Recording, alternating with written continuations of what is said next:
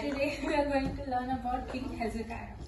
Okay, so before we start, I will give you a small introduction on who King Hezekiah was.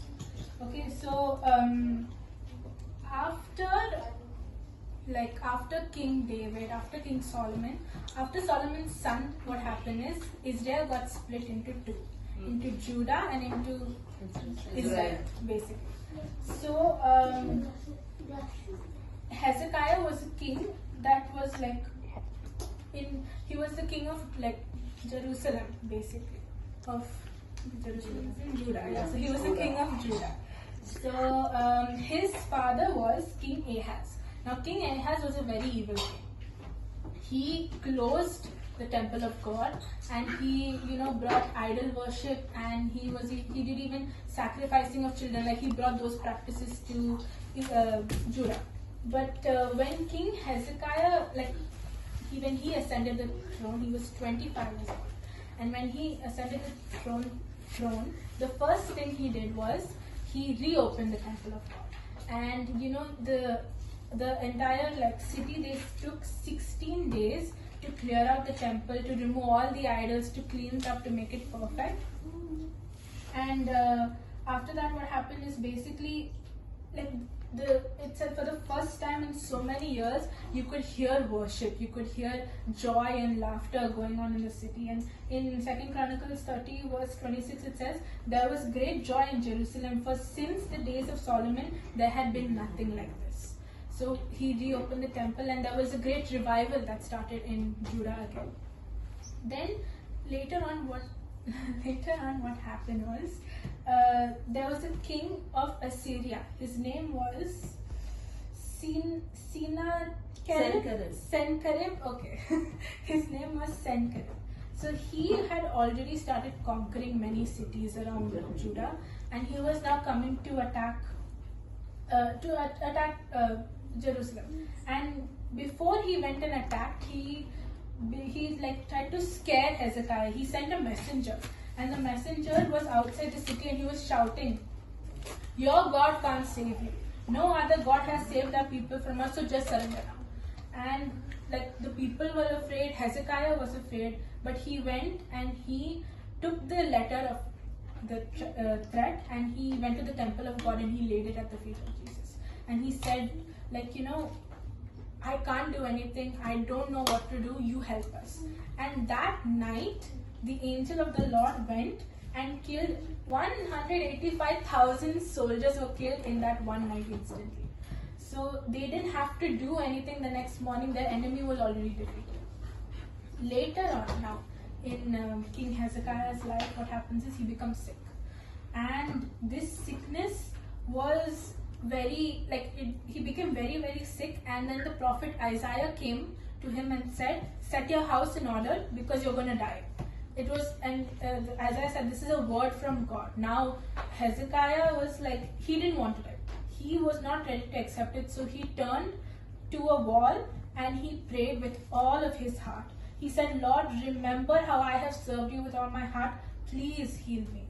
And then before Isaiah even left the palace, God told Isaiah, go back and tell Hezekiah, I have heard your prayer, and I will add 15 more years to your life.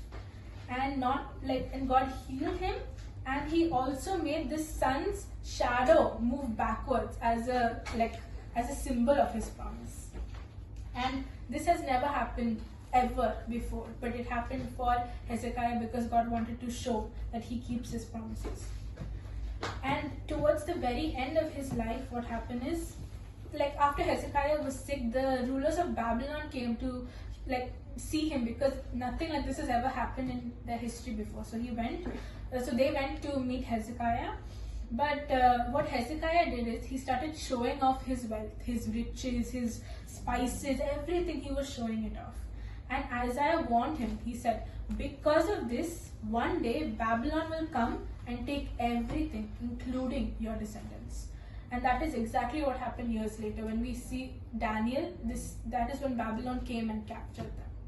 So this is how, but Hezekiah, still, he died a natural, that he was a good king, but this was the one downfall in his entire story.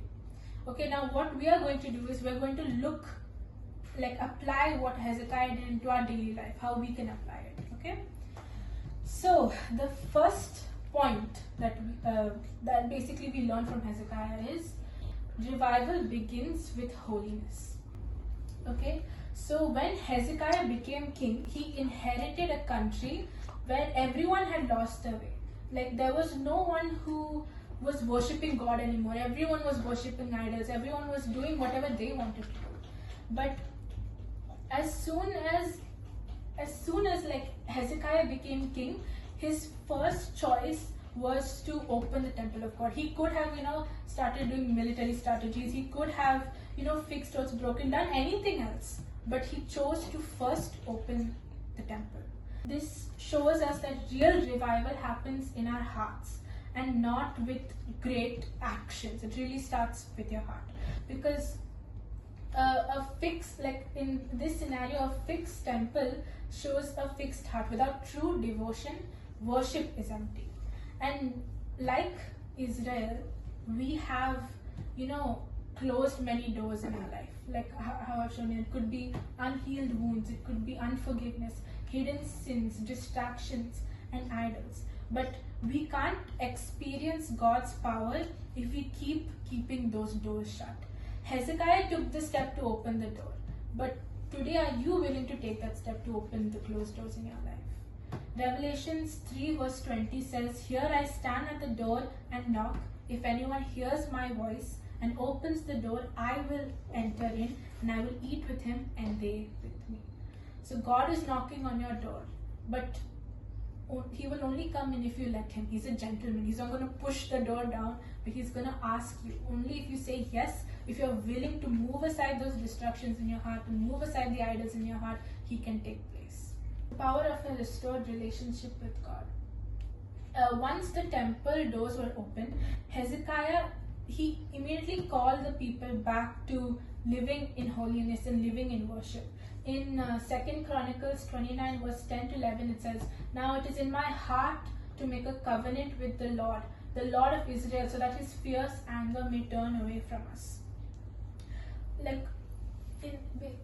Holiness and worship go hand in hand. More than your actions, your heart posture is what God will look at. When God was selecting King David, when Prophet Samuel went to Jesse's house to look at the sons, he looked at every one of his sons, and God, they all looked very strong, very handsome, very beautiful. But then God said, "You look at the outward appearance, but I look at their heart." So in the same way, when we want to restore our relationship with God, we have to set our heart right. And even when we sing and when we worship him, it is about our heart posture. You can sing you can have the best voice and sing the loudest or do the most clapping and the most dancing, whatever, but if your heart is not in it, if your heart is not for God, it's worth nothing. Like someone who's in the corner, who maybe doesn't sing well, who's maybe not on pitch, who's not on key, whatever, if their heart is in the right place, their worship will be more valuable to God than your worship. Even in those days, in Jesus' days and in our days, what happens is a lot of the time we see people who show that they're very religious, who show that they're very close with God, but unless and until, like I said, their heart is with God, it doesn't make a difference. Isaiah 29 verse 13 says, "These people come near to me with their mouths and honor me with their lips, but their hearts are far from me. Their worship form of me is based on merely human rules that they have been taught." Okay? Now the next point is revival is contagious. When Hezekiah opened the temple doors, God's presence returned to that place. And removing what was unholy made room for God and made room for his holiness to dwell there. And the people, even when they returned, they just didn't return with their old traditions, but they brought offerings. They were excited. They were ready to meet God. Hebrews 12 verse 14 says, "Pursue peace with all people and holiness, which without no one will see God." Holiness is not just a personal goal, but it is key in encountering God. The more we surrender, the more His presence fills our heart, and the more it impacts the people around us. Because of Hezekiah's decision, the whole country of Judah was saved, and the whole country of Judah experienced that joy, experienced the blessings that they got to experience because of God. And so we'll go to the next point, which is trusting God in crisis. Now, in this story, when Sennacherib came to attack Judah, before before there were any weapons thrown or any swords or anything done, there was a battle of faith that took place. He tried to trick them with trying to break their trust in God. The enemy always attacks your faith first before he attacks physically. The same thing we see in Genesis when the serpent was coming to Eve. He says, did God really say He would protect you? Did He say He will provide for you? Did God really say that you will die if you eat this fruit? The same things that He told Eve were the same things that He told the enemy through Sennacherib told Hezekiah. So the real battle that begins is in our hearts. It's for our attention. When we had before we even face any problems, there's always an attack on our faith. And if we fail that attack on faith, we fail whatever physical struggles come after that.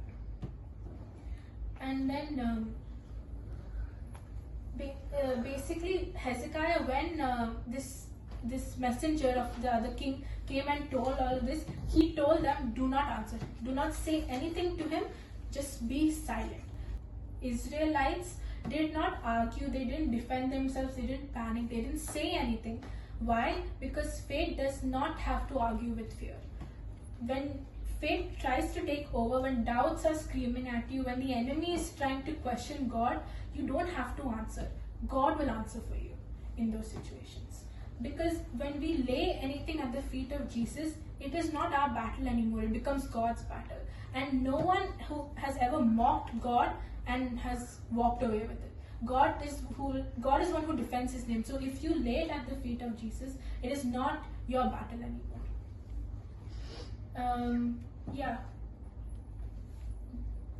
It was just, the battle is not, when Hezekiah surrendered this into God's hands, the battle was no longer his, but the battle belonged to God, and God doesn't let His name be mocked without a response.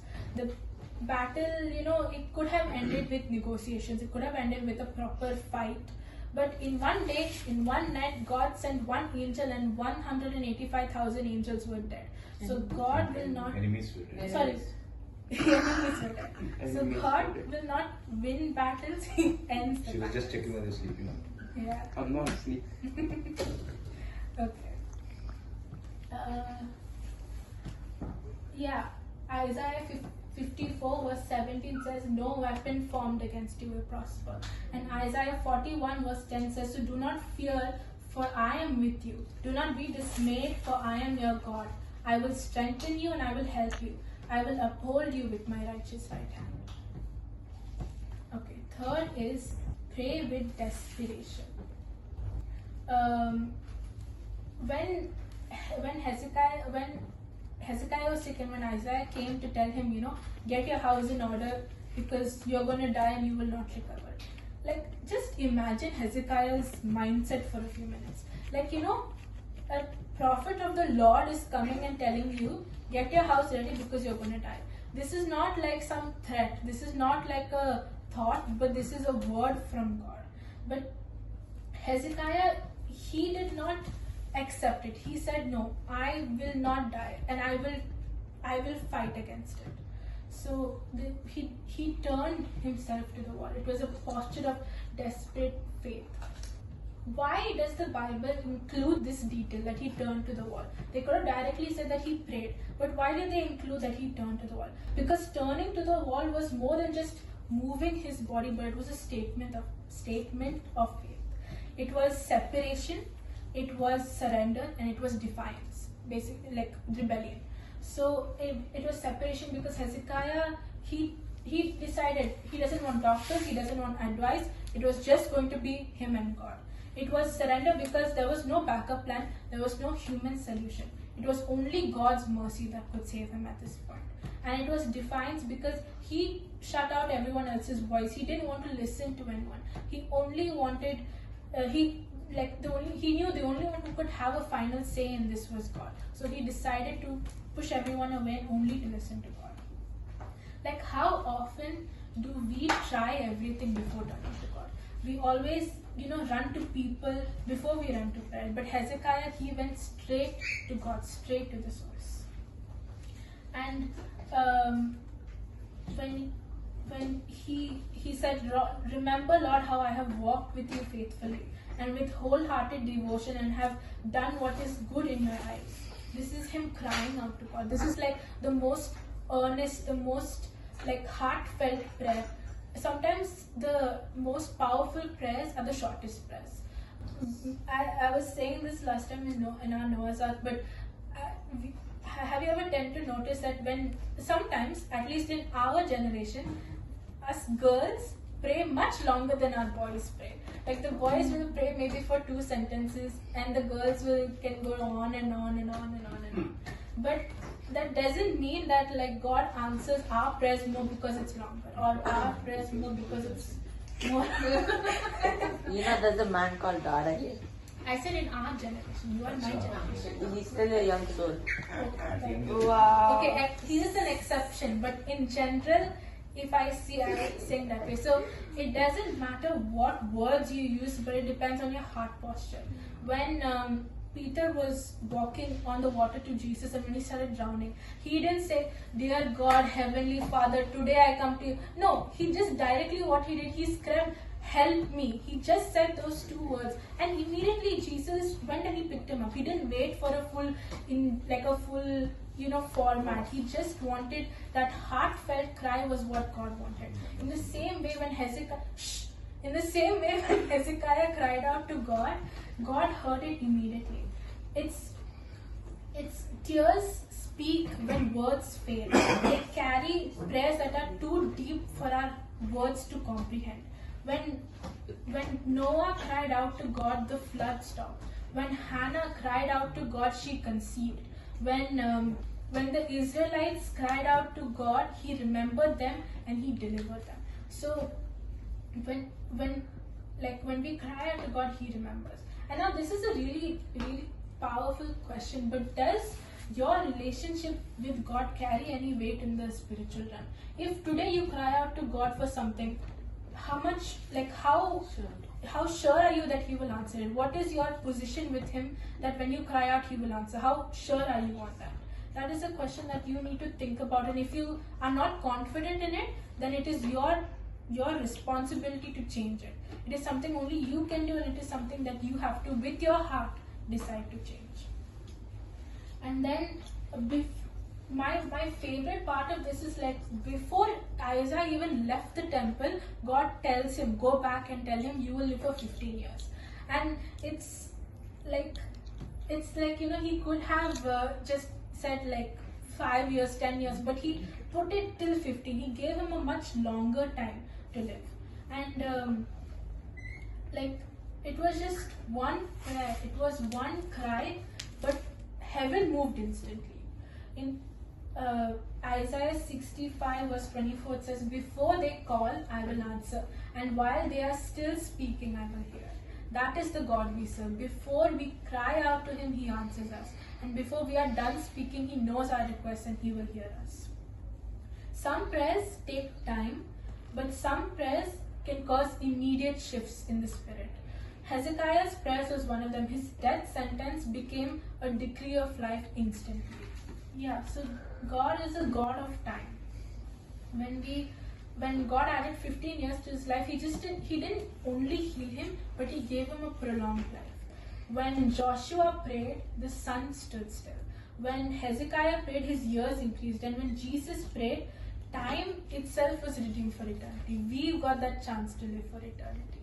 So sometimes it's not about getting more time, but it's about getting God's time. Because in God's time, much more can be accomplished than in our time. In Psalms 56 verse 8, it's not here, but it says, you have kept count of my tears, you have of my tossings, you have put my tears in your bottle. Are they not in your book? Our God is not distant. Even if your prayers are not answered, He's not ignoring you. Because every tear, every prayer, and every moment of desperation, He sees it all. And just remember that if Hezekiah could shift his destiny with one cry, if he could reverse his death sentence with one cry, how much more can God do for you if you cry out to Him with all your heart, if you cry out to Him right now? Now the last point is guarding against pride. When the Babylonians came to Hezekiah, it says here that Hezekiah received them and he showed them all his storehouses, the silver, the gold, the spices. There was nothing in his palace that Hezekiah did not show. If the thing is, when he showed all these riches, he had shown it as his own wealth. He didn't show it as something that God had given him. In the same example we see in the Bible is when in Moses' time, when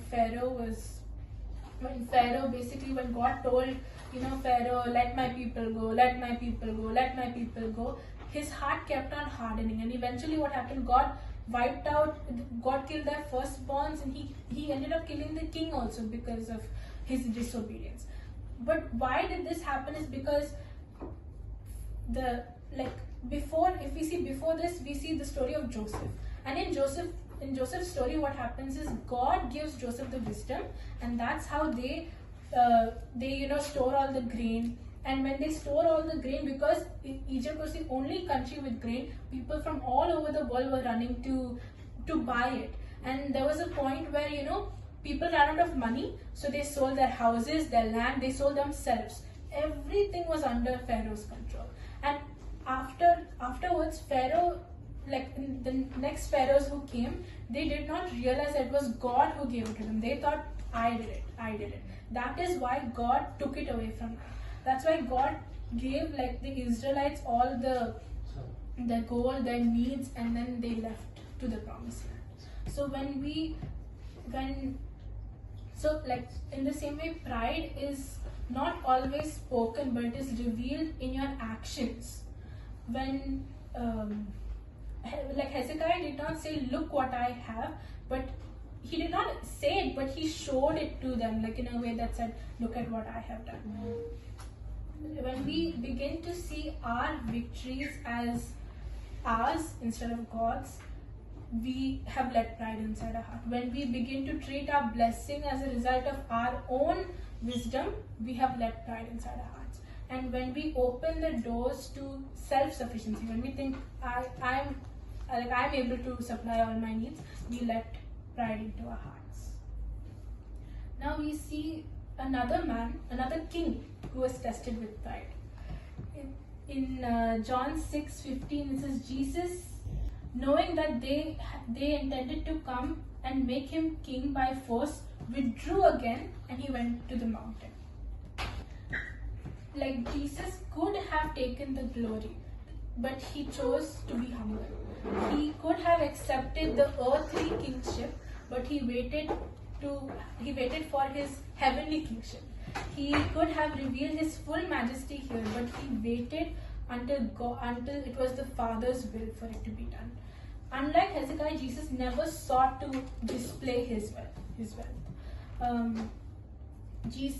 Jesus' humility is what led to the redemption of all of us. So, a king who rules for himself will lose his kingdom, and a kingdom who rules for God will have an established eternal throne. Yeah. So